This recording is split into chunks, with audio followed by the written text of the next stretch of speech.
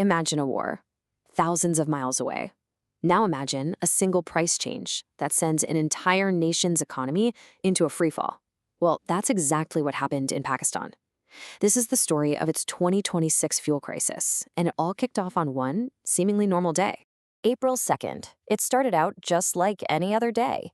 But then the government made an announcement that was about to be felt in every single household, on every street, and in every corner of the country. And this was the number that just stopped the nation cold. 520.35 Pakistani rupees. Overnight, the price of 1 liter of diesel, the absolute lifeblood of farming, transport, and industry, hit this unbelievable new high. And petrol wasn't much better, jumping past 458 rupees. Now, the government's official line was that it was all because of global events, a conflict flaring up between the US and Iran.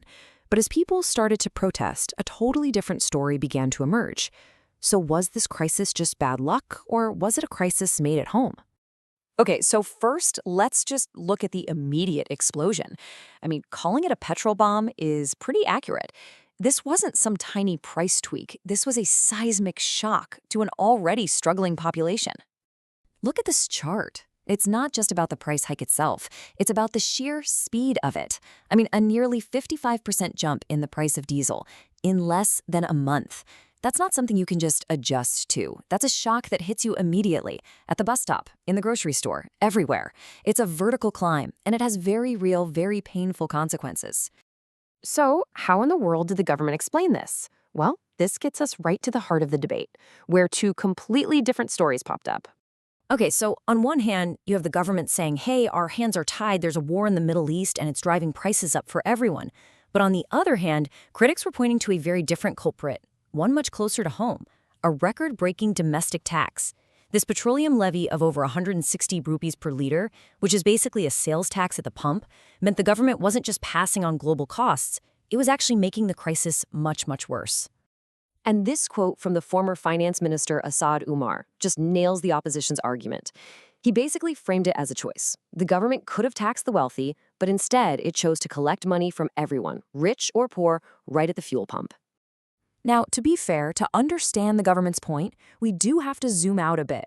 So let's pull back to the global map and look at how one narrow strip of water became so important to this whole story. This right here is the Strait of Hormuz. You can think of it as a giant artery for the world's energy supply. About a fifth, 20%, of all the oil traded by sea has to pass through this little choke point. So yeah, when tensions get high in this part of the world, the entire global market gets very, very nervous. And for Pakistan, this artery isn't just important, it's a lifeline. The country is incredibly dependent on imported oil. We're talking 80 to 85% of it comes from its neighbors in the Gulf, mostly the UAE and Saudi Arabia. And wow, this chart really drives that point home. Over half of Pakistan's crude oil comes from the UAE and another third from Saudi Arabia. And guess what? All of that oil has to pass through that exact same vulnerable choke point. There's practically no diversification. It is the classic definition of having all your eggs in one very, very volatile basket. So the global risk is clear, but why did this hit Pakistan so much harder than some of its neighbors? Well, to understand that, we have to look at the country's own specific economic weaknesses. Just take a look at this comparison. A neighbor like India also imports a lot of oil, right?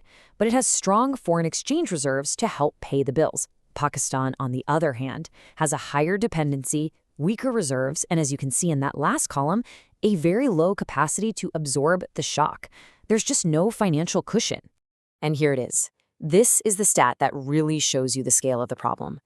India maintains strategic fuel reserves that could last about 70 days.